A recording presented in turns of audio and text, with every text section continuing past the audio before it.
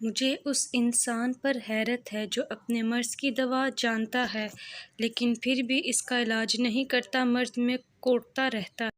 کچھ لوگ ایسے ہیں جو برے کاموں کو نہ دل میں برا سمجھتے ہیں اور نہ ہاتھ و زبان سے اسے مٹانے کی کوشش کرتے ہیں۔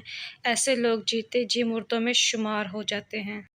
موت تمہارے سائے سے بھی زیادہ تم سے ملی ہوئی ہے اور تمہارے جانوں پر اسے پوری قدرت حاصل ہے۔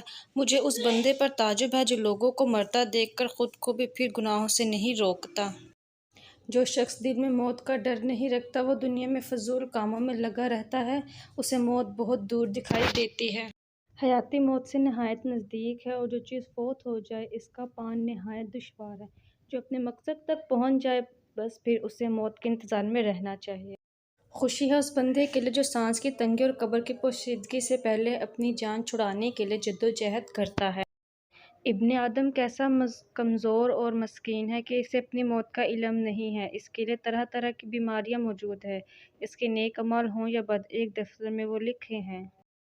سوتے وقت پیتے کو ابال کے ایک قطرہ ناف میں ڈال دو، 12 دن میں چربی ختم۔ یہ کوئی دستور نہیں ہے کہ جو بھی چیز حد سے نکل جائے وہ دوبارہ واپس بھی آ جائے۔ جو چیز چلی جائے اس کے انتظار میں مت رہ اور آگے بڑھتا جا۔